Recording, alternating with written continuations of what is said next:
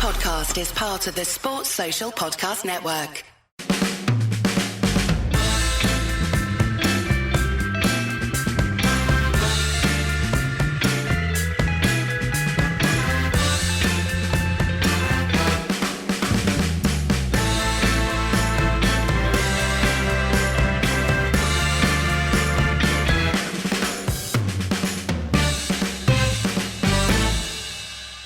I mean, that's more like it, right? Not that it wasn't good in midweek, but blimey, that was fun. There was a lot of fun. Yeah, I mean, the knives were out at half-time, you could say, and firmly put back into the drawer by full-time. Were you sharpening yours? Were you like, right, how am I going to decimate? I've got my engraved Japanese cooking knife that says #Ollie out on it. So ready to throw. No. I mean, I actually didn't think that United played that badly in the first half. They gave away the ball an awful lot.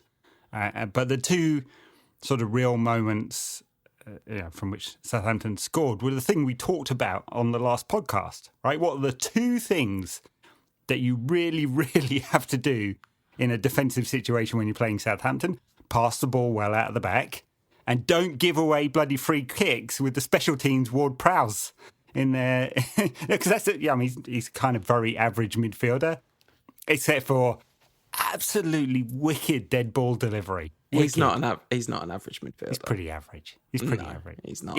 Yeah, he's the budget Beckham. He's pound shot Beckham.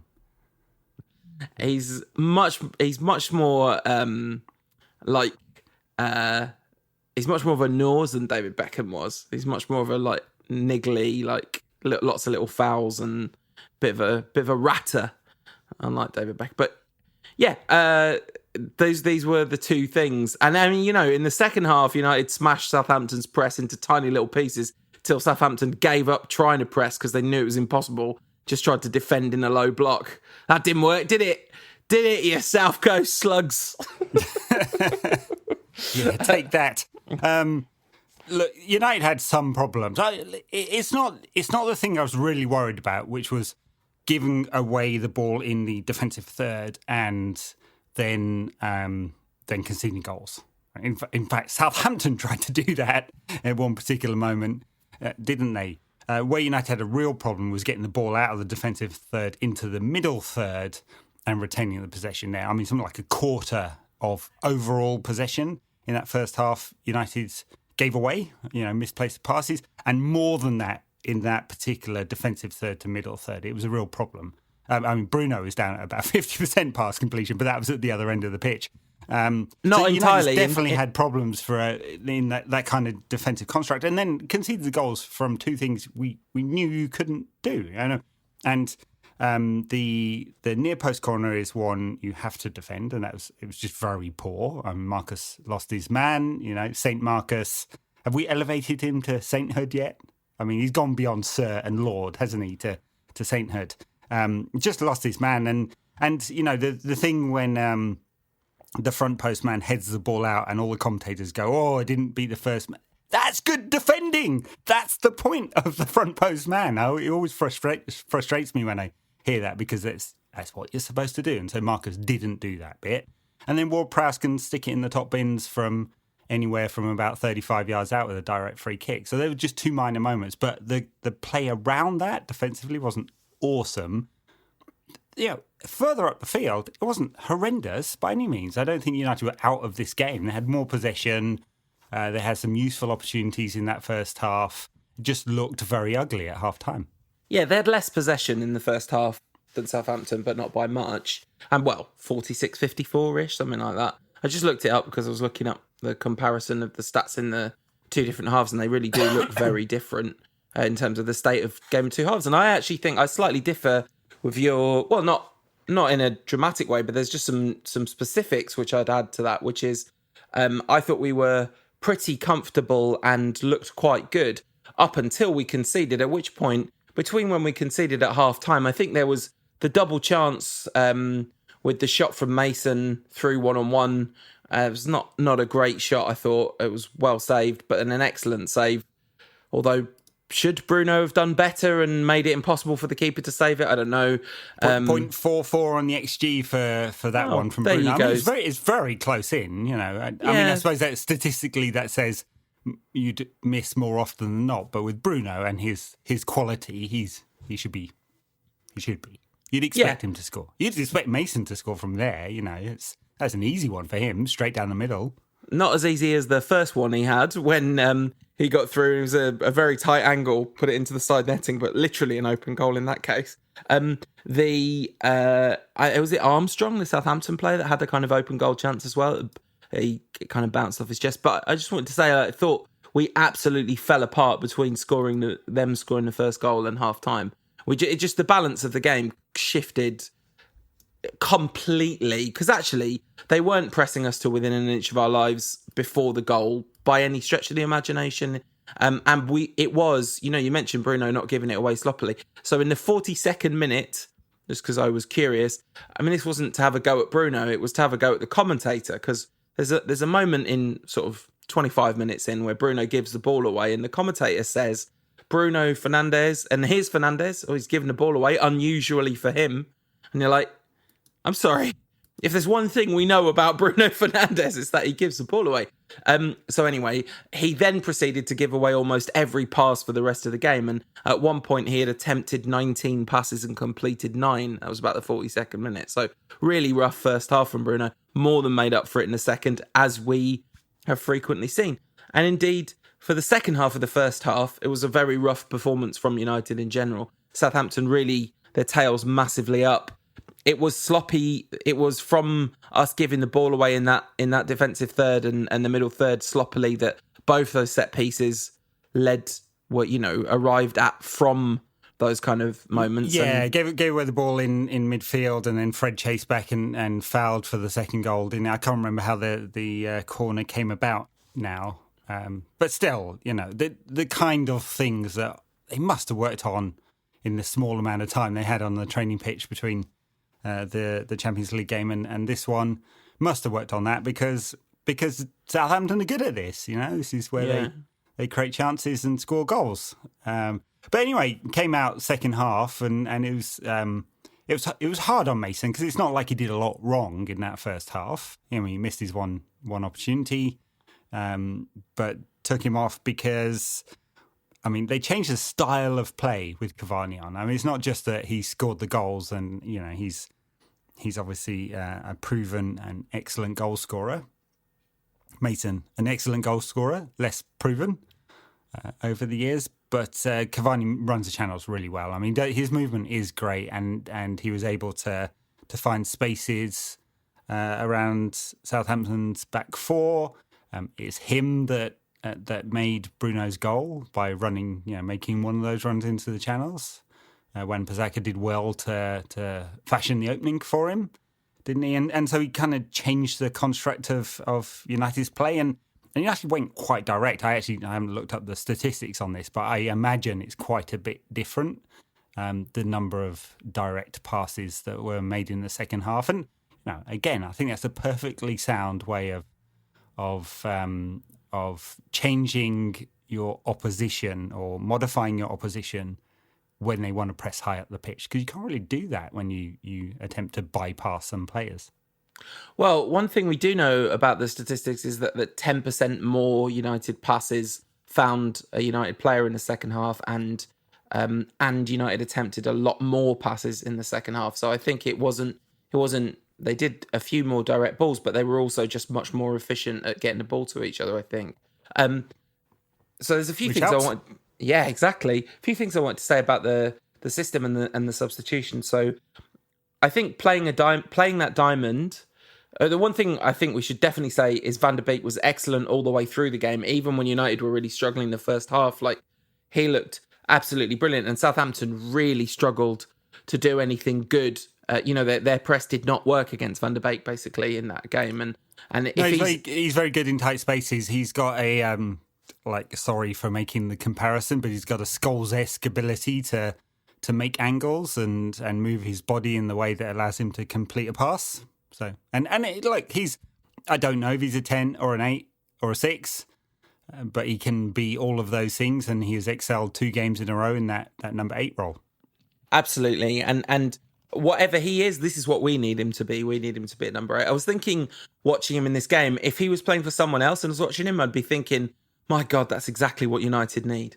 So, I just think there's absolutely no excuse not to play him every game he's available beyond rest and rotation, rest, not, rotation for the sake of rest. Yeah. I mean, it'll be interesting to see going forward what kind of formation Ollie is willing to play him in. Is he willing to play Van der Beek at 8 in a 4-2-3-1? Or do we have to have this formation, in which you can get a bit more width? Or is he only willing to play him in this formation or a 3-5-2 where you get an extra man in midfield? Well, I guess against Istanbul, he played him as one of the 2 in a 4-2-3-1, didn't he, really? I guess it was more like a 4-2-4, even in the first half. So I wanted to say, though, about the formation, I actually think it's a massive tactical mistake to try and play a narrow diamond against Southampton in that way. And especially, we saw time and again play break down because neither Rashford nor Greenwood were playing at centre-forward. They were both playing basically where they would be playing in a 4-2-3-1, only there wasn't a centre-forward on the pitch. Bruno was often the furthest forward in the middle, and neither Rashford nor Greenwood did particularly well. And I don't... But that was planned, right? That wasn't... I'm sure the kind of split striker formation was exactly what they were looking for, and they're looking for Bruno to make those runs and become the number 9. Yeah, and it was really a bad idea that didn't work, and that was... when he took off Greenwood for Cavani, I was a bit frustrated. I would have rather have seen a Matic for Cavani or whatever and play almost exactly what we played against Istanbul. But effectively, it was a change of system because Cavani wasn't playing split striker. Cavani was playing number 9 with Rashford. It becomes like asymmetrical, right? And you've got Rashford as kind of a left inside forward. Cavani's a centre forward. And that's, he drifted out to the right a few times, obviously, but it changed everything having a centre forward on the pitch. And I have to say, I don't understand why Cavani didn't start this game after his performance in midweek. And I mean, maybe it's just about fitness. He wants him for Paris, whatever. But obviously he made with an assist and 2 goals in a 3-2 win. He clearly made a substantial difference. Yeah, look, and it's early in his time at United. He's not had a lot of football over the last year. His fitness will be coming back slowly and all of that. And he's just had an international break where he flew off 10,000 miles round trip to play for Uruguay. So, lots of mitigation there. And he's 33 and he's never going to play 50-odd games for United this season. Otherwise, he's just going to fall over come the end of the season. So he's got to be managed at the right time. And there is Paris during the week, and Ollie's going to try and manage the time he gets. I don't know what was up with Martial. Guess he's not fit. I think it was illness. Illness, right? He's not even on the bench, so he's going to have to, Ollie, find the right balance of personnel. I mean, the weird thing, coming back to your original point, is just how much he changes the system. I mean, it's almost game to game. What system do United play? I mean, it's probably predominantly 4-2-3-1, but I don't know if that's even 50% of the time. I'm not sure. It's an awful lot of changes. Maybe all these players are smart enough to be able to do that, but we don't have an awful lot of inconsistent performances as well, including in this game. Completely different from one half to the next. Yeah. So let's talk about the sheer, unadulterated, magical joy of the second half of that football match. I mean, from the moment Bruno scored and ran and grabbed the ball, it felt like game on. There was a penalty shout in the first half that I thought was worth a mention as well, actually, where Rashford got his foot kicked out from under him. Exactly the same penalty that Brighton got against Liverpool, basically. Yeah, I mean, look, it's obvious that the officiating is against us. Yeah. I mean, if they weren't, we'd be getting 2 penalties a game instead of the standard 1. 100%. Yeah, no doubt. But yeah, anyway, so second half, just so exciting and fun, vibrant, purposeful, absolute, it could have been a lot. It could have been equal. The scores could have been level a lot quicker. After Bruno's goal, there's the one where Rashford breaks through and doesn't pass to Cavani, who's in absolutely acres of space. And then there's the one where there's a lot of interplay and the ball comes out to Rashford and he does pass when he shouldn't have done, when he should have shot. And I don't think that's being results oriented. I think it's pretty clear he had a 50-50 shout on each option, picked the wrong one each time. Yeah, that's right, picked the wrong one each time, yeah. I mean, I did think it made a difference when Southampton took off Genpro and brought on Shane Long, because he was very purposeful going forward, kept Wan-Bissaka back, and then all of a sudden Wan-Bissaka's popping up in forward positions much more often. They pushed their two fullbacks quite high up the pitch in that second half, chasing the game, which United don't tend to do, both because of the style of personnel and Brandon Williams came on and basically played left wing. I'm hoping Tellez is okay. He grabbed his gentleman's region briefly on the way off, and it's like, oh God, hopefully not another injury. We'll see. Maybe he was just having a fiddle. You got to rearrange the furniture sometimes, just not normally on national television. Anyway, an aside, I thought that was a mistake. I don't know why he went off, because he was actually having a very good game and he was an outlet, and Shane Long is not able to provide that in the same way. No, I think that's very true. But I think United's change was the thing that fundamentally shifted the nature of the game the most, wasn't it? I mean, also, of course, De Gea went off injured at half-time and Henderson came on to replace him. I wonder how long Henderson's going to be occupying the spot. Yeah, we'll see. I don't know how serious it was. I mean, he seemed to injure himself trying to save Ward-Prowse. Second game in a row that he's palmed one into the side of netting. De Gea. Look, Ward-Prowse sticks it right in the corner. I mean, it's inch perfect, isn't it? So yeah, it'd be very hard to be critical of De Gea for not saving that. And maybe it's fairer to say he did well to get a hand on it.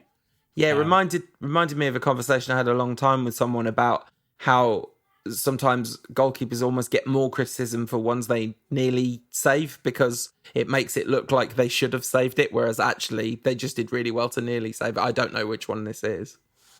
Yeah, I don't know. I mean, it's the same. It's kind of the same weird thing where it feels like he's falling backwards, but I think he's just beaten by the pace and the whip on the ball. And if he dives further forward, he's just beaten by the pace. Which I said exactly the same thing against Istanbul in midweek, didn't I? So yeah, I mean, I don't really feel there's any cause for criticism of De Gea there. Concern over his injury, but we've got a really excellent backup keeper. I mean, not that United needed an upgrade, but they hit the upgrade button there in the summer. And he's really vocal, Henderson, as well. It's it's interesting just what a different personality he is. He's berating Lindelof and Maguire almost immediately that he's in that goal and trying to organise people. So he's a big personality, and it's no bad thing. No, Maguire and Lindelof could, in general, I don't mean in this game in particular, but in general, could use a bit of beration, couldn't they? They've probably that energy's probably good for him. But listen, more than anything else, United's attacking play was just consistently purposeful all the way through the second half. And the thing that, a lot of people criticise Solskjaer for tactics and substitutions, and I think sometimes there's criticisms valid, just as there is praise valid sometimes. But the thing that worries me most about United, and it has done genuinely ever since Fergie left, is that none of the managers have got these players to consistently believe in themselves, because the collapse in self-belief between the first goal and the end of the first half was substantial. However, what Ole has managed to do, and this is not the first time he's managed to do that, Ole, the collective, the coaches, the players, whoever it is, at half-time, completely transformed United. They went from looking like a team that was already beaten to a team that believed in themselves. And I'm sure bringing on a vastly experienced, incredibly successful, super high quality striker is a massive part of that. But yeah, so Bruno scored that first goal, ran and grabbed the ball, and it just felt like it was on. And then Cavani almost scored a header from, a Wan-Bissaka cross. Lovely flick, lovely shape on it. You thought it was going in. But, he leapt like a standing still salmon. Like it was an amazing leap. Looked like there was no way he was going to get any meaningful purchase on that, and instead he nearly put it top bins with a header, and then redirected a wayward Bruno shot. And that such was the build-up that I assumed it was offside, and then realised, of course, that Southampton had one defender who was way out of the line. They both tried to claim offside, which was interesting. I mean, like, come on, guys. I mean, just instinctively. By the way, salmon really aren't moving when they leap. Have you never seen them on a salmon run? Because they're going against the tide. Yeah, you're right. So it's a just like a salmon. He just leapt like a salmon straight up. Like a salmon, yeah. I mean, they are that horny, those salmon. They will do anything. And Cavani is horny for goals, and we like that, don't we? Look, coming back to the point you were making about sort of personalities, is a point Wayne Rooney made on the United pod recently, saying that there was a big change in the personalities in the dressing room, and they didn't have this extra group coming forward to replace the old personalities going out. And I think it's true. And I think, who was I listening to on the radio on the way back home? Karen Carney, the ex-women's footballer. I think she played for Arsenal for a long time, right? She was saying that, like, her assessment of this United side is that they have been missing, people who are prepared to take responsibility. And I don't mean in the kind of Roy Keane. I don't think she meant it this way either. And Roy Keane sort of shouting at people.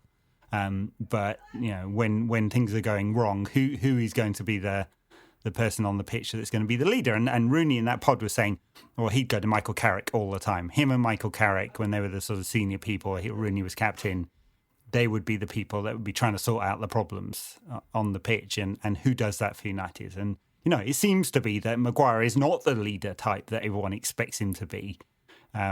He's much more passive than that, but Bruno certainly is. And maybe Cavani is. Time will tell. Well, Cavani definitely looks like it so far. I mean, he definitely has that aura of the players around him clearly respect him. He's clearly demanding a lot from people. And him and Bruno seem to be working well together. I mean, Cavani assist, Bruno goal. Bruno assist, Cavani goal. I mean, I might be being very harsh, but to me it looked like he was trying to shoot and Cavani redirected it. The third goal, and Rashford, who really struggled all game and very industrious and purposeful, but struggling with his end product, suddenly finds a ball out of the absolute top. Oh, I've got goosebumps. It's so nice talking about United, getting excited, goosebumps. It's been a while, but absolute top draw from Rashford.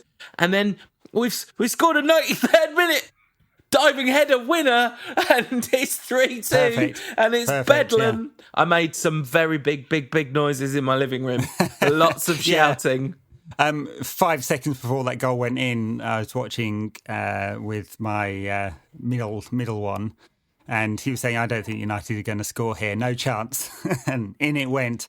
I was just going to say, it's nice to be excited about United, but I still have 7 years worth of, fairly substantial disappointment and hurt to get over. So I'm expecting us to lose on Tuesday or Wednesday, whenever it is. We can't keep building momentum, can we? Can't think where your middle child would get his pessimism and cynicism from, Ed. It seems. But yeah, cynicism, not pessimism. Absolutely, yeah.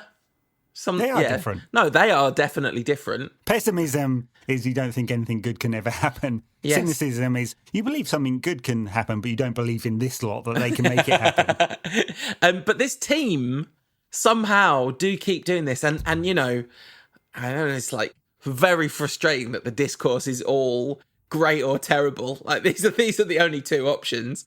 But like Solskjaer is clearly neither of these things. Like very, very evidently, he's really good at some stuff and not good at other stuff. United as a collective. I mean, listen, who knows? 2 new signings in the January transfer window. That's not going to happen because United haven't got access to their bank details at the moment. yeah, we'd love to pay you 120 mil for Sancho. Yeah, we were wrong in the summer. We were wrong. We've seen the error of our ways. No problem. Let's give you a bonus on top. Anyone got a checkbook? Isn't IOU okay?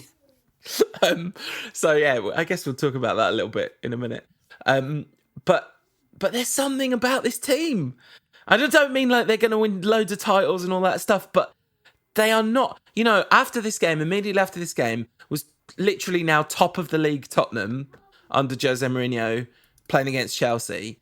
And, they're literally top of the league. And I'm looking at that going, I would much, much, much rather be us than them. Just like, nobody wants to see any, like, you just don't want to approach big games like that. It's horrible. And instead, United are really abject sometimes. I mean, they were abject for 20 minutes in that first half.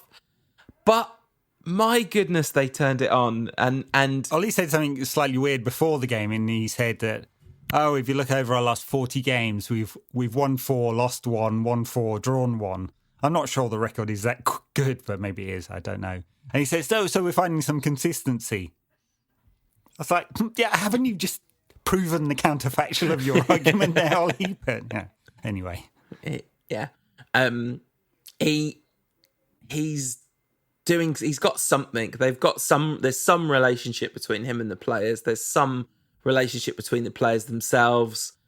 There's a pleasing kind of like, but it's been a pleasing progressive approach after that really dispiriting McFred performance against West Brom. The kind of like very turgid, it was actually Matic and McTominay, I think, but it was very sort of turgid and unprogressive. Istanbul and Southampton have seen a much more progressive idea being approached kind of thing. And, you mentioned a really short period of time on the training ground and it would have been. And also if Martial was ill, if that happened late, then probably had to maybe have a change of system late on, all that sort of thing. So, there's some mitigation there. But yeah, whatever went on behind the scenes, this is why it's great, like in football, isn't it? Stuff like this, like a 93rd minute winner having been 2-0 down. Yeah, well, it would just been great if there were fans there.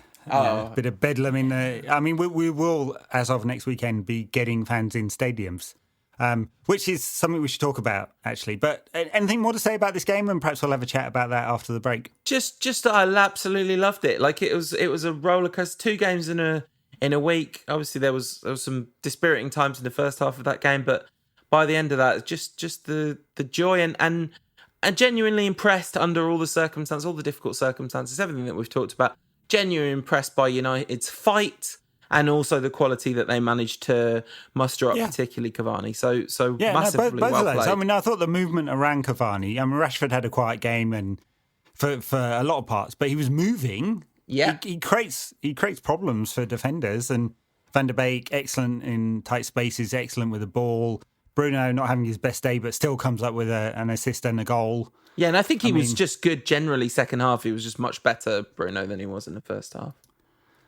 Yeah, I mean, since he signed, he's got more goals and assists or goal contributions than any other player in the Premier League. I mean, his numbers are still phenomenal. Yeah. And I think there's good argument to say that he hasn't performed as well as he can at the beginning of this season.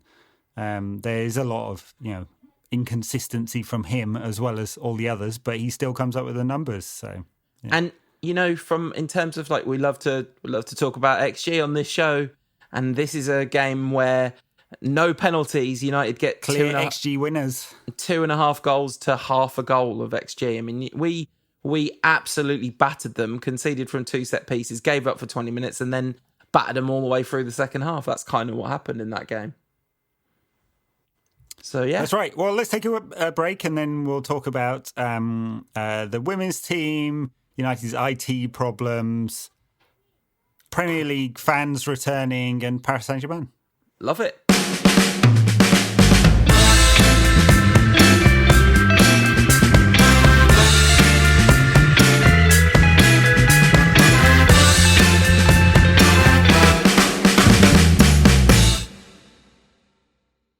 Alrighty, what do you want to talk about of that list first? Just let's just check that we've still got. Have you still got access to your email after that break?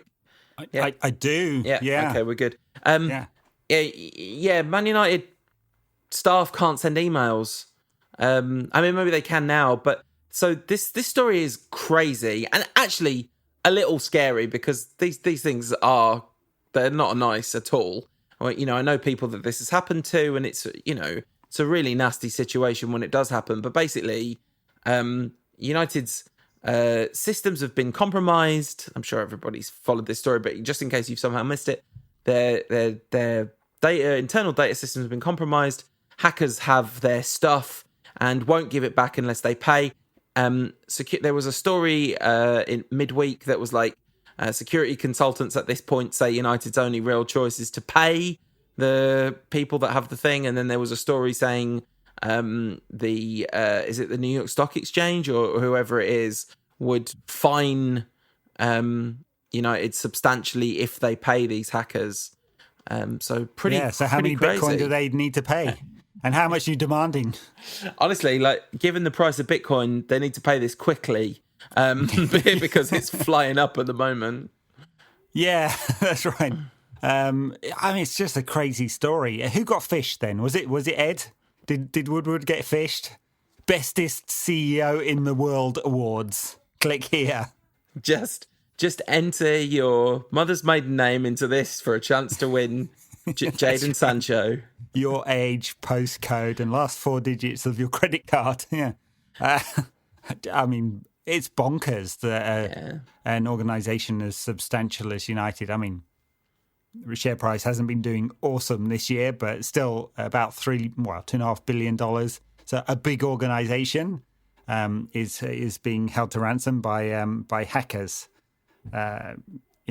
Absolutely outstanding and seem to be between a rock and a hard place between paying a fine or paying a ransom, because whoever they've got as security consultants, and I'm assuming it's not the same guys who left the bomb in the toilet a few years back, and are unable to restore their systems. Yeah, crazy stuff. We went there. We were at that game together, right? You tried to go. Right. Yeah. It's just it. I guess I wonder what they'll do. It's fascinating to see, isn't it? And I guess they really not. They could just change it from manunited.com to manunited.co.uk. Change all their email addresses from one to the other. Well, but sure, but it'll be their internal systems that are compromised, not whoever their ISP is. I assume. So It's not the URL that's the problem. It's the fact that they can't get on their servers. My now former employer, we were extremely paranoid about security for understandable reasons, given the position the company was in.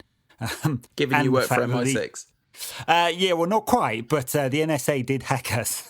So wow. So in the Snowden leaks, which is a few years ago now, there were several of our slides in that cache of leaked documents. Yeah. Anyway, yes, extremely paranoid about security, to the point that opening any of our systems are all like air-gapped. Basically, none of them were linked together in any way. And every time you want to get in anything, you had to put a password in 4 or 5 times. It was just so annoying. That's the thing. It's like the humans should have done that at United. Humans have this massive toss up between convenience and security, don't they? And basically almost always choose convenience. It's the convenience bias in humans is very substantial. And listen, it's not a funny subject. It's easy to make funny jokes about it, obviously, but it doesn't half make. The notion that Man United are an unserious club has not got any less prevalent, has it? No, that's right. And the funniest bit of the seriousness was the suggestion that the hackers would release United's secret transfer plans. Like in The West Wing, when Josh Lyman sarcastically says in the press conference that Bartlett has a secret plan to save the economy, and then it all goes bad. They all start asking him about the secret plan to save the economy. Secret plan? Yeah. Yes. Just who's the best player that we won't pay the money for? That's your secret. Yes. United's secret plans hope to get what's his name, Hassan Kalyunku.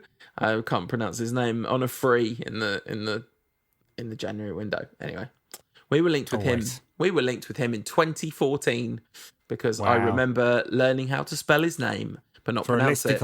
Yeah.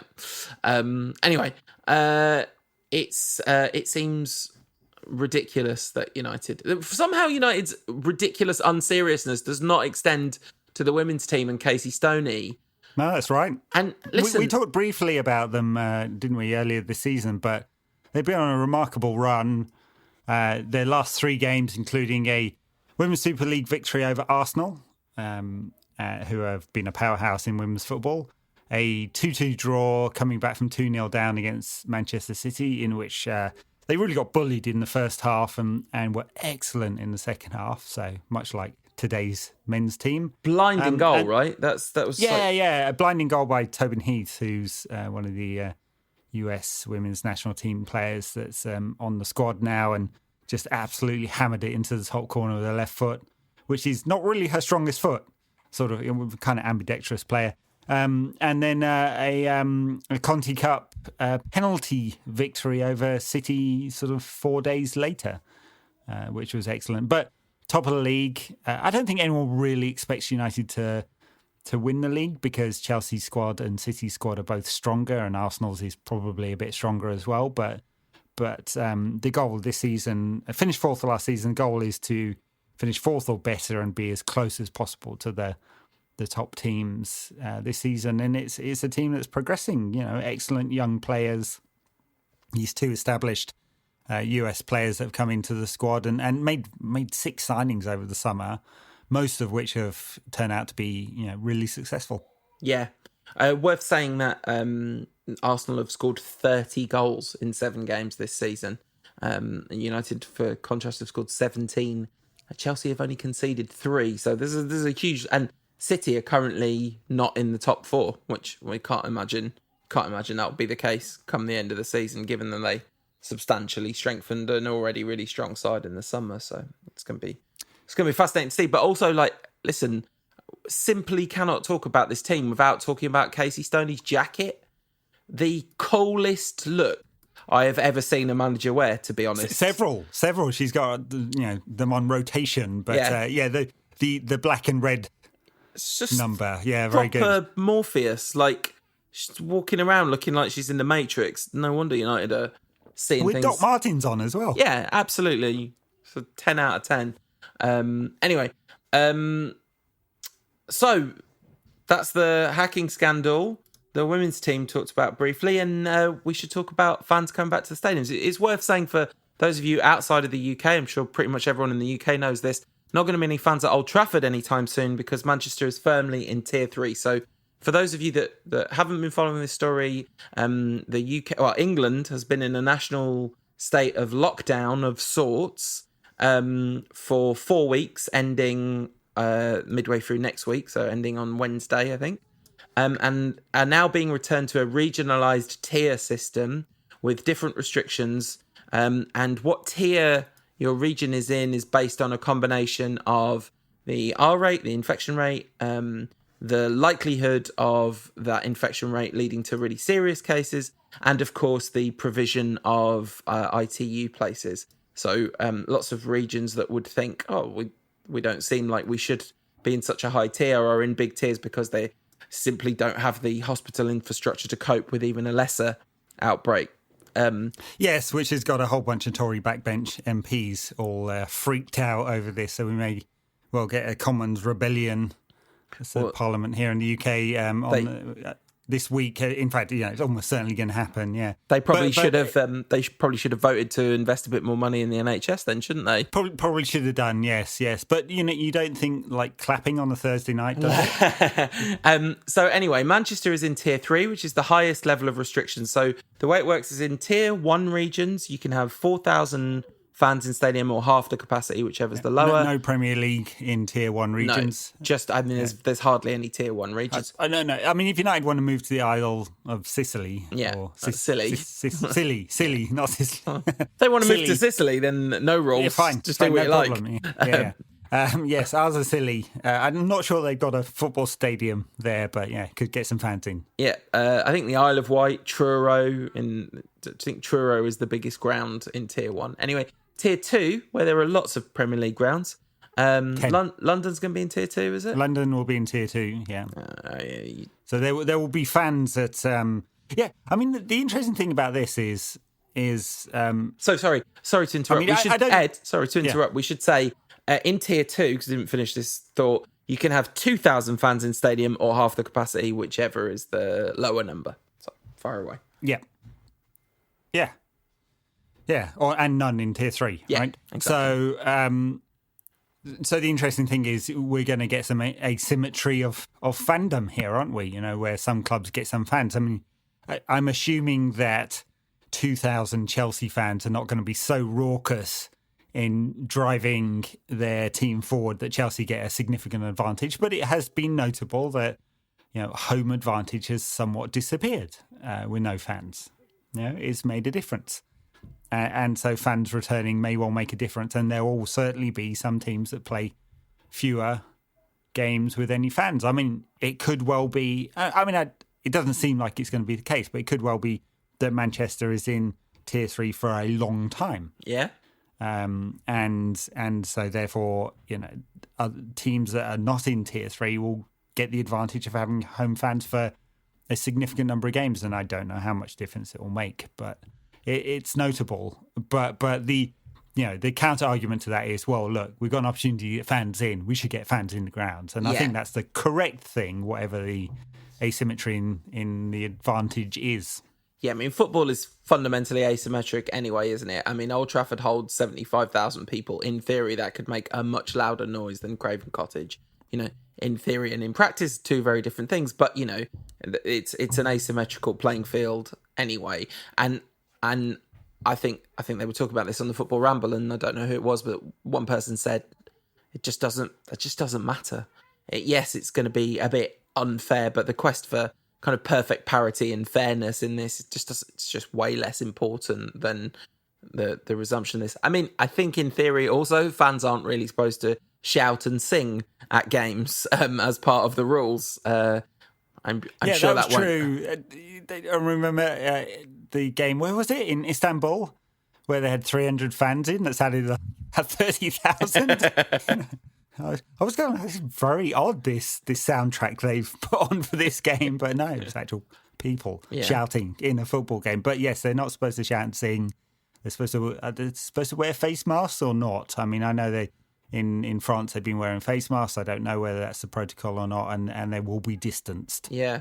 So well, it's outdoors, isn't it? So I don't know if that's because at the moment here it's indoor places where face masks are compulsory. So anyway, and hopefully, I mean, more than anything else, hopefully this just isn't going to be something that continues for a particularly long time and some semblance of normality returns, which is, you know, because talking about 2,000 or 4,000 fans being in stadiums as a kind of good thing, I mean, it's going to sound really weird with 2,000 fans in, you know, say Manchester does go into tier 2, or even like the Tottenham Hotspur Stadium or whatever 60,000 seater stadium with 2,000 fans in it. It's gonna be. Do you know what United should do with the money?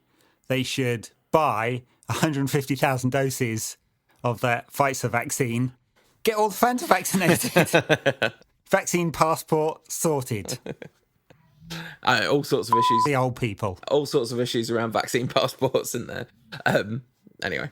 Oh yes, a lot. But we're going to get to. I'm sure we'll get to talk about this in the months to come because it will be coming up a lot. I think I might just opt out of most of those conversations and save some of that. The implication for United is I can only assume there won't be any home fans. Goodness knows how Premier League clubs are going to decide which 2,000 people go to the games. I mean, lottery. Yeah. I mean, hopefully it's a lottery. If it's Tottenham, it'll be whoever's bought the cheese pass. Special in. Yeah. Oh my God! If ever actually interesting, we passed up on talking about the Q1 results in the last pod because it's so repetitive. But Tottenham released their financial results, and I mean, they look pretty devastating for the Spurs because they're so geared up around having fans in their brand new stadium and having NFL games and stuff like that. And so it's obviously hitting them pretty hard. But But the other way of looking at that is just how much money that brand new stadium would have been making them. I mean, they will be. I mean, apart from the 800 odd million pounds worth of debt, which will sting somewhat, I would say they will be. They should be a financial powerhouse in the years to come. Yeah, but not right now because they can't get any fans in. Well, except for 2,000 next weekend. And they'll have a better manager as well, so they might actually be fun to watch. You know what they should do? They should replace their current manager with Maurizio Pochettino. Anyway, so will Edinson Cavani be on target with his deadly arrows against his old club? I mean, he literally said one of the reasons why he was happy to sign for United is because they were in the same Champions League group as PSG. Didn't get to play against them. Clearly has bee in his bonnet about the way he was treated there. Never was the superstar, hardly ever was the superstar number one player. Was sort of in Ibrahimovic's shadow a little bit and the Neymar's shadow, in spite of being clearly like a very hard working. Unceremoniously dumped from penalty taking duties. Yeah. So yes, I mean it's going to be a super interesting game. I presume he's going to start. Yeah. Not only because of the performance today, but the fact that he was left on the bench suggests he will. I don't know about Martial's fitness. If he's fit, he might play off the left and Rashford off the right. If it is a 4-2-3-1, which I'd assume is most likely, with three at the back being the second most likely. It's hard to double guess Solskjaer these days with tactics. I don't know they'll be playing a narrow. It doesn't seem to fit the system that Paris Saint Germain typically play a diamond in midfield. I think we'd be a bit exposed down the flanks there. But we'll see. But the interesting thing about PSG this season is they've not had an awesome time of it. Yeah. They had almost no pre-season, much like United. But in fact, they had a negative pre-season, didn't they? Negative pre-season. They were still playing when the French league had started up again. And that's bound to have affected some of their players, and they've got some mixed results as a result. They drew 2-2 with Bordeaux. They lost to Monaco last week. They lost to Leipzig in matchday 3, didn't they? And narrowly beat Leipzig in matchday 4 in this group. So it's been a mixed start for them. They should probably replace their manager with Maurizio Pochettino. And Tuchel's, he's not doing it. They are still top of the French league, but only by 2 points. They're normally like 10 points ahead by this stage of the season. Yeah, points per euro is probably not a particularly pretty look of like points per euro spent on wages at that team. Is probably not pretty in terms of where they should be in the league versus where they are. I mean, they'll still be a massive threat against United, right? I mean, we saw in that game in Paris that they looked like front three good, back rest of them. Well, Keylor Navas is all right, isn't he? But the rest of the team looked pretty ropey behind the front three. I'm not sure where they're at in terms of injuries and players returning from injury, but presumably I think they've got most of them. Neymar and Mbappe played. I mean, Choupo-Moting, their superstar, didn't play. Well, no, he's gone to Bayern. That's why. Oh, that's why. Of course he's gone to. He's literally got the weirdest career path in football history. Moise Keane scored. He's scored a few, actually. Such an interesting loan, that one. Verratti's fit. They've got most of the big players fit at the moment. So I wonder if Herrera will play. I guess they'll play a 4-3-3 because they pretty much mostly do play a 4-3-3. Mostly, yeah. I mean, obviously didn't see yesterday's game, but it's listed as sort of 4-2-2-2 yesterday. Right. So did Mbappe, Di Maria, and Neymar all play in that game? Di Maria did not. Right, interesting.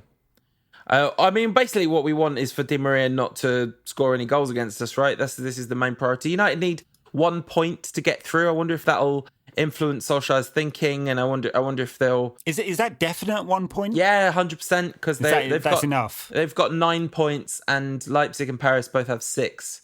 And they play each other, Leipzig and Paris, so... I believe 1 point is a guarantee of qualification. Yeah.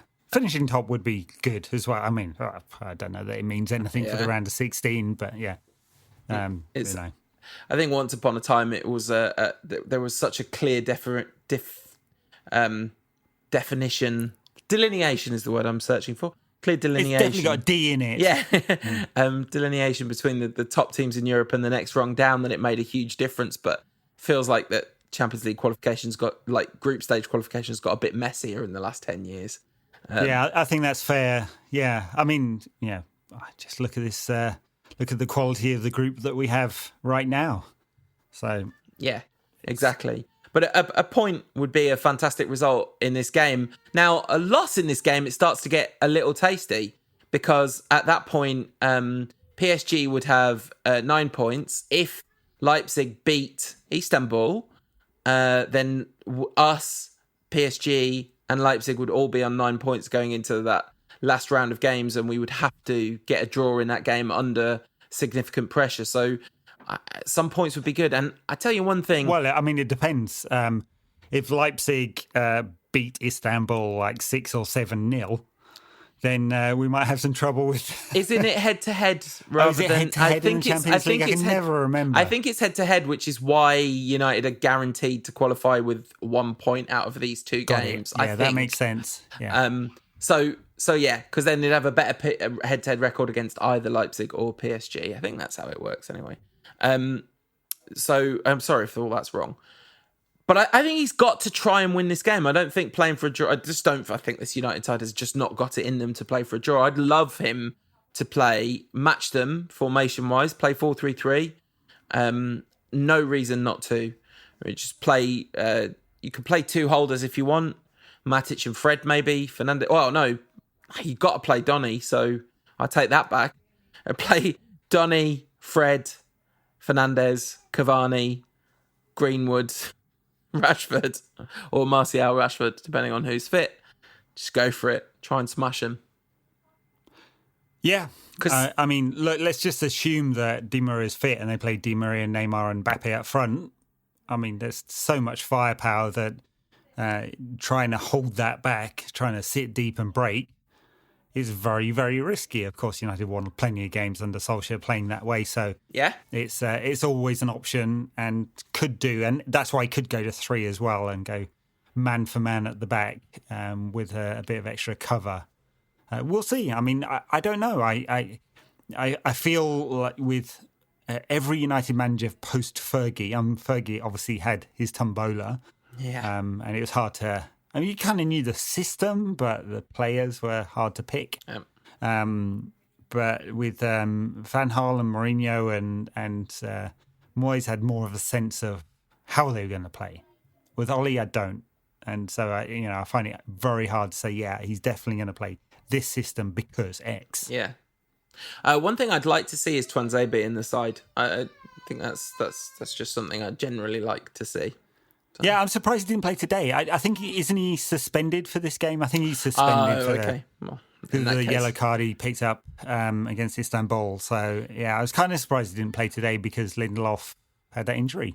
So, it wasn't serious. At this point, I would not like to see him play because then we'll be kicked out of the Champions League for breaking the rules, and that would be not good. All right. Well, let's predict a scoreline. I'm going to say 2-2. Yeah, we won a home game, didn't we?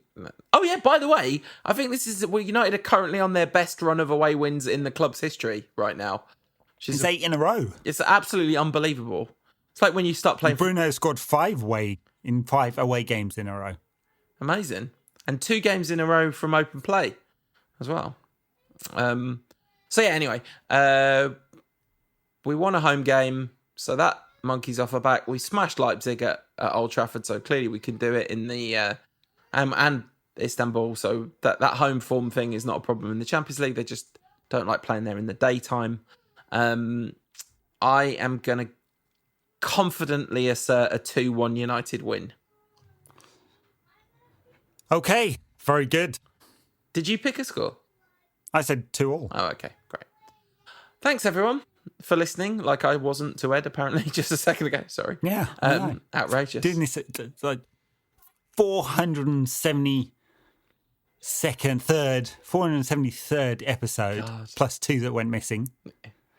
2 that went missing. I thought it was 1. 1 that went missing. Yeah. 1 that went missing. Yeah. Same hackers that got old Woodward this week. We will get past 500 episodes this season. And then we can stop, right? That's 500. We're allowed to stop at that point. We can stop counting. Okay. Yeah. All right. Talking of not stopping, if you're a Patreon backer at $5 a month or more, then stay tuned and you will get more content. We're going to roll into talking about the weekend's Premier League fixtures, maybe a bit European football. We should flip up these tiers to be 1 Bitcoin, 2 Bitcoins. Do you want to know what the price of Bitcoin is right now? We'll see if it's like 10 grand and something. I believe it's £13,600. So we're not going to charge you that for us talking about the Premier League for 20 minutes. It seems a little harsh. Half a Bitcoin. But we will give you access to your email servers again. All right. Thanks for listening, everyone. We massively appreciate that. It's always a bit of a surprise to me that people do, but they do. So thank you. And we'll be back after the Paris game later in the week. See you then. Bye now.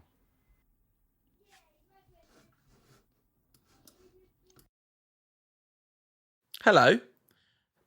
This is a massive thanks to everyone that's choosing to listen to this. You started the show. I thought it was a hostage video or something like that. No, I'm just holding my phone out so it looks like I'm reading from a hostage video. It says, hello, dear Patreon listeners. Thank you very much for backing us. We really appreciate it. It doesn't say that written down, and it's true. So we are going to talk about football because that's what we do now. But very, very briefly, just this is to answer a request that we've had. Do you watch any of the cricket on Friday? I did. I didn't see today's game. No, it was on at the same time as United. I saw the Friday cricket. Yeah, all of it. It was good. Really, really enjoyable performance. I said before the game started, like, this lineup is absolutely insane about England, and then they were 26 for 2 chasing 180, and you messaged me saying you jinxed this, and I was like, this is the new England. It's not yet over at 26 for 2 at the back end of the power play. Like, they've got insane depth. They're number 10, like Archer was batting at 10. His strike rate was 179 in the IPL. Yeah, no, wasn't Archer at 11 and Jordan at 10? But anyway. No, Rashid was 11. Rashid was 11, yeah. I mean, eked out a win today. 146, I had a bit of it on the radio. I was in the car for a fair bit today. And yeah, I thought, well, 146, they'll knock that over in about 5 overs. But difficult pitch, I would say. Yeah. This is what, but then, in the end, it was fairly comfortable. In that they had 2 balls left to do it. It was nice because United got that last minute winner, switched over and watched England win the cricket. It was just beautiful 10 minutes. Not nearly as exciting it's this the time. T20 World Cup next year, so there'll be a lot of focus on. Well, we hope on T20 cricket. So I mean, they made some sacrifices, didn't they, to focus on the 50 over format, and now I suspect it's the other way around now, and all 100%. The big names will be in the T20 side. Yeah, which makes for just spectacular cricket. Because... so much strength. I mean, when Tom Banton, who can hit the thing a very, very, very long way, can't get in a 22, let alone the 11, then it shows how much depth there is. Just absolutely amazing. Sam Billings saying that the England white ball setup is the hardest sports team in the world to break into right now, which is it's quite a bold claim. Anyway, that's enough cricket chat. There'll be lots of people who didn't want to hear any of that 2 minutes, but sorry, it's a bit of an indulgence. And it's probably more exciting than talking about Newcastle. Didn't see this game, being Crystal Palace. Did you see this one? I didn't see this, but apparently Newcastle were significantly more progressive than they've been of late. And you got the classic thing on Match of the Day, which if I was a Newcastle fan, this would drive me absolutely up the wall, which was Danny Murphy saying, well, I don't know what these fans want. Steve Bruce is doing as good a job as he possibly could do. The fans want their team not to be owned by Mike Ashley and to play entertaining football. That's literally all they want. That is completely reasonable. So yeah, yes, it is. Newcastle. How dare you fans want to be entertained? Yeah. Go and eat cake. Anyway, yes, Brighton-Liverpool was kind of amusing, wasn't it? Jurgen Klopp had the audacity to complain about a game where his team managed 0.28 XG across the whole It's game. all to do with the fixtures. They had slugs. to play at lunchtime, which was disgraceful. And no other team, except for Manchester United and Chelsea and Manchester City, have been forced to do that after a Champions League week. Now, I think we should try and not let tribalism interfere too much with the conversation about player management and safety that should be happening this season and isn't, Sure. and the fact that 5 subs aren't happening is insane, and the schedule is crazy, and there really should be allowances made for teams playing in Europe not playing at 12:30 on a Saturday. And it's the Premier League that decides the structure of the fixtures, not the broadcasters. So he got that one, and yes, they should manage this much more sensibly. They are selling a product, and that comes first before player safety. And 5 subs should happen in it. He has got a point that 6 teams holding the rest of the division to ransom, it seems, isn't quite right. Not least because there isn't very good evidence that this actually benefits larger teams. They may have deeper squads, but it's the differential between the bench and the first 11 that's the thing that really matters here. And at United, for example, the drop-off can be quite substantial. Yes, anyway, absolutely. Yes. But Klopp and Liverpool. I mean, before I saw the highlights of this game, I'd seen the Milner tweet saying, I think a lot of people are falling out of love with the game because of VAR. So I was expecting some full-on absolute VAR shockers like we've seen. The only one that sort of broadly fell into that category for me was the Salah offside, which is that kind of half a toe offside if you do the CAD line drawings and stuff. Those we've talked about this ad nauseum. They are stupid. The penalty, that's a clear and obvious error. The referee has missed the fact that Welbeck's had his foot kicked out from underneath him, and so that's right. And in any case, the pitch side monitor makes these things so much better. It removes most of those arguments because it's just a tool the referee can use. Sorry, I'm being boring here, to make him better at his job, and I think that's perfectly reasonable for those big decisions. And the offsides, I think they should just not put the lines on the screen, and they should just give us a decision. And everyone will be complaining about the lack of transparency, but that's better than everyone going, "Oh, it's 2 mils offside. You're killing the game." Because if he was 2 mils onside, that would be like the difference being what? It's the favour is the other way around.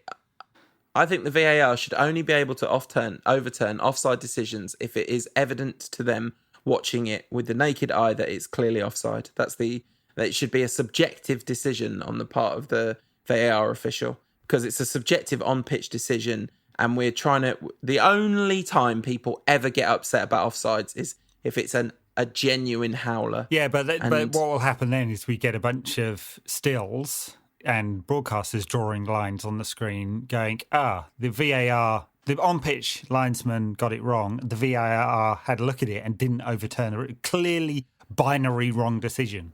So, but wouldn't aren't all the broadcasters like most of the broadcasters are football fans? Like no, they're here to about these games like controversy and debate. So, of course they are. Why is most of the post-match chat not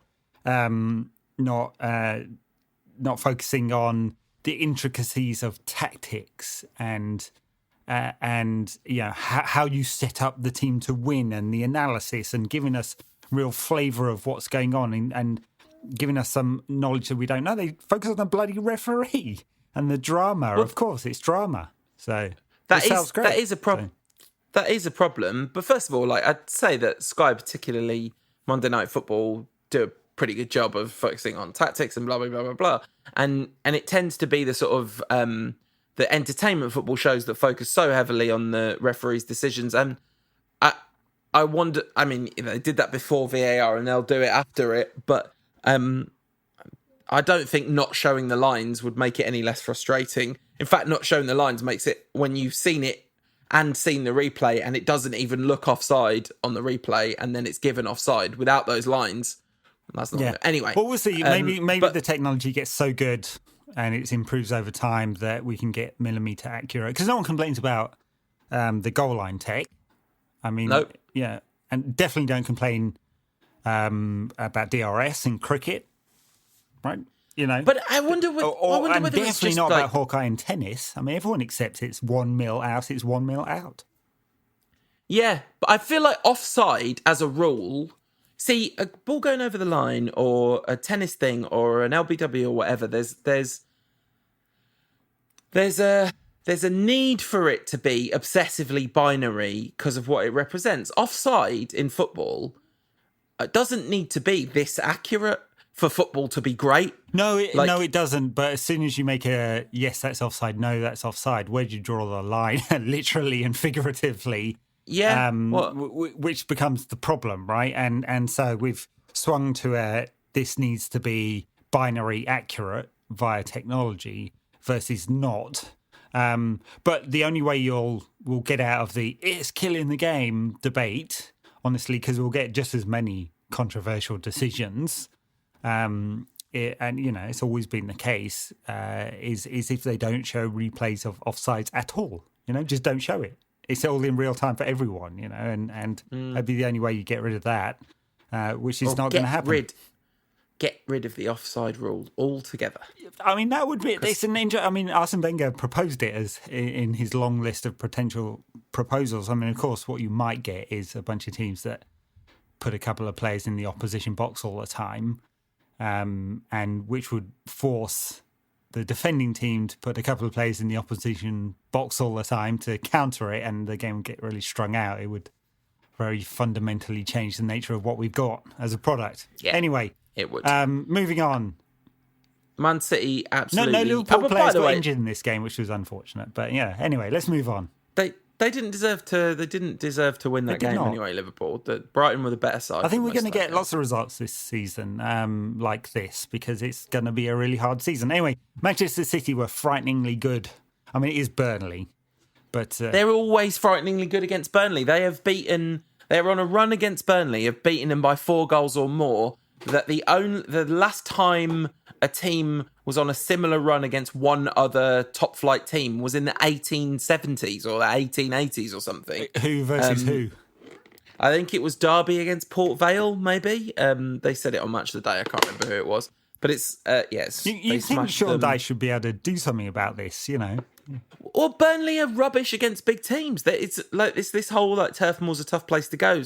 Not if you're a top 6 team. Burnley grind out results against the people around them. They don't grind out results against the good teams, basically. Anyway, I mean, City had a very narrow 6th goal for Jesus ruled out for offside by VAR. It was extremely narrow. We probably don't need to talk about VAR in the game they won 5-0, though, we do don't. we? I mean, it didn't change the nature of anything other than unless they lose the league by 1 goal difference or something like that. But they were very, very good. Moved the ball extremely slickly, scored some very nice goals, just looked very good. And they've had a difficult start to the season, obviously. But maybe they're kicking back into gear now. Yeah, Riyad Mahrez spectacularly good in this game. Obviously, a super fun player to watch. Really good. Talking of super fun to watch, Leeds against Everton. I meant to watch this game in full and forgot that it was on. Did other stuff instead. I watched Leeds create chance after chance after chance, and Bamford shanked them all wide. I mean, he didn't. I'm not going to say I was right, except I was right. He's rubbish. Bamford missed 1 chance in this game. Whatever. It's just his aura of that invades all the Leeds. No, anyway, I'm jesting, but I mean, this will be the thing that causes Leeds problems if they have problems this season, is their inability. I mean, they had 25 shots against Arsenal and didn't score. They had 28 against Everton, am I right in saying? And scored just the 1. So let's talk about some of their big chances.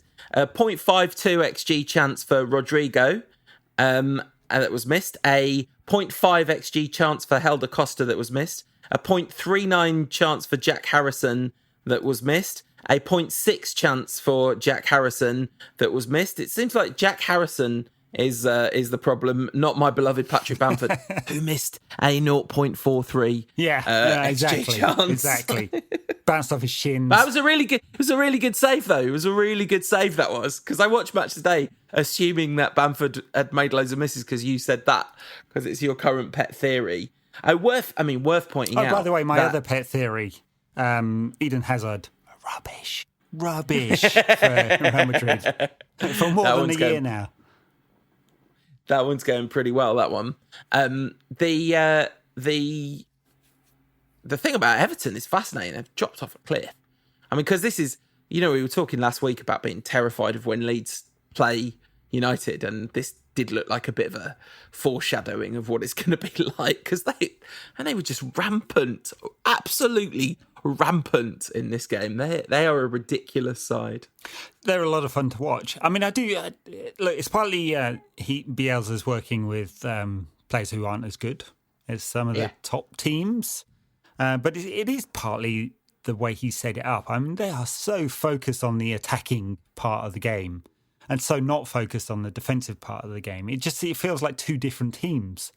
The one that's attacking with such a lot of structure and some very obvious patterns, and presses high to regain the ball back and has loads of energy.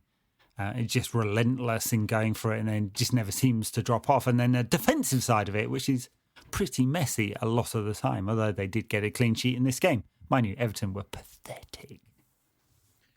Yeah, and listen, if you've got to concentrate on one or the other, concentrate on it. He's concentrating on the right one. Long may everyone should concentrate only on the attacking patterns of play and not on defending football would be much better. Talking of attacking patterns of play and not necessarily being rewarded for this, don't know if I've mentioned this, but Sheffield United lost a game, didn't score a goal, and were significantly in this game.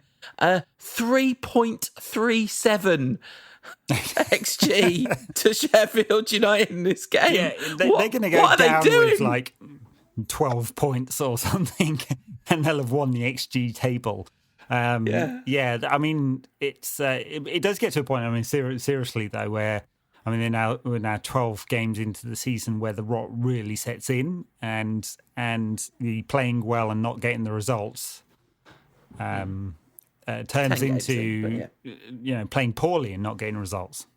Yeah, absolutely. And a lot of the time, they haven't been smashing the XG numbers. They've just been looking like they could at any point. They're like, the build-up play's been really good. It's nearly led to a chance, but then just not quite. Five this wasn't Premier League losses in a row now, though. So it's they're really in. They are bang in trouble. We're a third of the way through the season, a quarter way through the season. They're bang, bang, bang in trouble. 10 games in. So that was them. Then we played this morning, and that was this afternoon, a glorious victory for the team that rightfully deserved it and was never in doubt and all that sort of thing.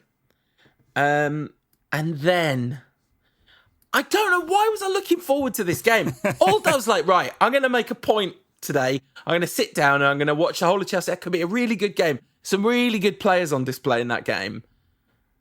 Absolute Benitez, Mourinho, poop on a stick nonsense. But the thing game is, Lampard, for all the ridiculous press he gets, including, can we just talk about the tweet? We talked about that on the other show, the show this week. Sorry, I want to get out. Oh, jeez, God. Anyway, the much maligned Frank Lampard, who the press hate, and he's the elections to things like best manager of the year are rigged against him. Anyway, Frank Lampard loves a zero ambition performance. He loves it. For all, they spent £900 million or something close to that on attackers this summer, and he sticks 12 men behind the ball. Stats. I mean, they were 1,000 times more ambitious than Tottenham in this game. I mean, 1,000 times more ambitious. And in Lampard's defence, can't think why you'd think, oh, do you know what? We probably better be mindful on the counter against the team that had kind of soaked up pressure and smashed City 2-0 like having heavily the worst of it the other day. It's true. I mean, So they did have 13 shots to 3 and 60% possession in this one, but I mean, it was a dreadful game, and just so much attacking quality on the pitch to produce that nonsense was it's not a good advert for the game.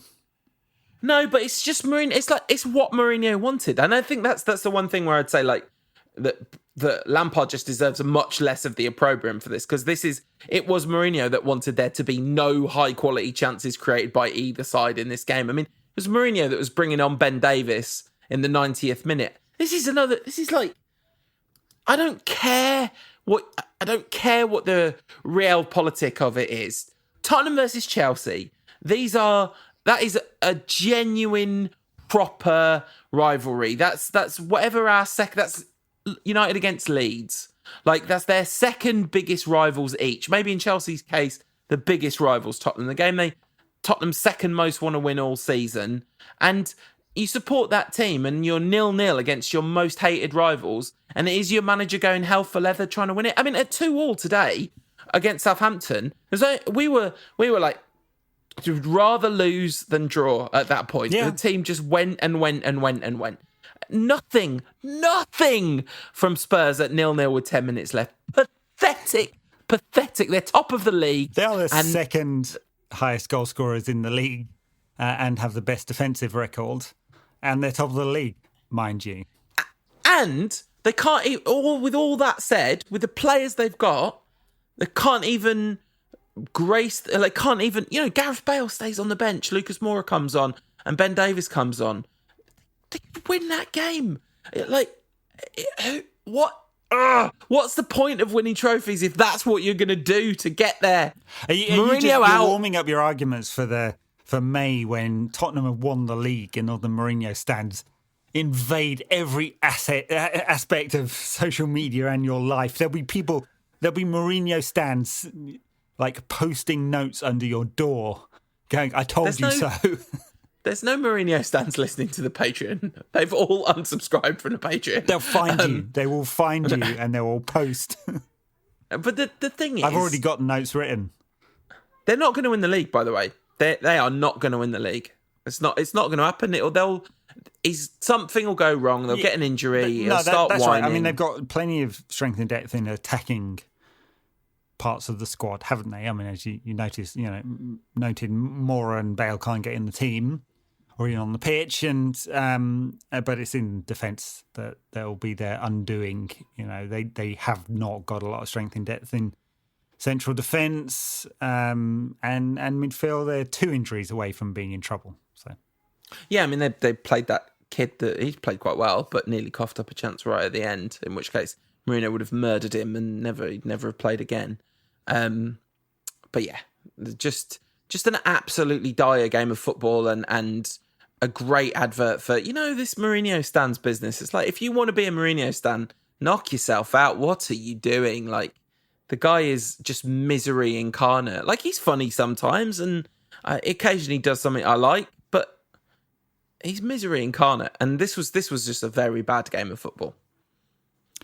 And right now, Wolves versus Arsenal is 2-1 to Wolves. Yep. It's been a pretty crazy game so far. A really frightening looking injury to Raul Jimenez. Arsenal lose their 14th. I mean, the interesting comparison now, it's a year into the job, Arteta. And to the day. Yeah. That's gone quick. Has rather, yeah, unlike his team. Which, I mean, are they better? Are they better than they were? I mean, it's hard to say that's definitely true. I mean, I think the thing he did is he's tried to get them more defensively sound, because they were an absolute joke at the end of the Unai Emery reign, weren't they? Defensively, just making ridiculous mistakes, and he's trying to get that part of it better, but as a result, they're just not very good going forward now. I mean, they've only scored 10 goals all season, including the one that they've got today. Yeah. It's and Aubameyang is, has been absolutely prolific since he came to the club, and he's just completely stopped scoring. So yeah, I guess long may it continue, right? Yeah. Quite. I mean, I was worried that they would be a serious problem for United in terms of top form. I thought they were going to progress. They'd made a sensible signing in Thomas Partey in midfield. I mean, gives them even more defensive solidity. And I thought, with their attackers, that they would be able to push forward. But so far, no dice for them. Wolves have had a bit of a shaky start to the season, but they'll be up to 6th if they win this one. Hey, United are 5th in the league, 7th in the league, 5 points. 8th. Oh, we're 8th again. 8th. Game in hand, though. Win that game in hand and score 12 goals, we'll be in the top 4. Yay, United. All right, thanks for listening, everyone. Anything Champions League we wanted to talk about? I didn't really see much apart from our game. I only saw the highlights, and Liverpool lost, which was funny. Oh, yeah, that's always good. Red Bull Salzburg lost at Bayern. No surprise there, but they were really good and created a load of chances. Real Madrid beat Inter. Big game of the week, I guess. So, it's going to set up interestingly for match weeks 5 and 6 in the coming 10 days. It'll all be done. Yeah, I guess we'll talk more about that next week. Maybe pay a bit more attention this week. All right. Thanks, everyone. We'll be back with another one of these next weekend. There'll be a show Thursday, Friday, talking about Champions League game. Take good care of yourselves till then. Yeah, stay safe. And if you're in the UK, good luck in whatever tier you're in. May all your tiers be 2 or under. Yes. I'm in tier 3. It's no good. Oh. It's no good. It's bad stuff. There's basically the only difference is I can go and get my hair cut. That's which is pretty much the first thing I'm going to do on Wednesday. Gyms open in tier 3? Or they're not? You what, sorry? Gyms are open in tier 3, they're not? You go pump some iron. I'm not. I like going for a run. Oh. I'm not a gym guy. I like being outdoors for exercise. Anyway, all right. Take care, everyone. All right. Have a good one.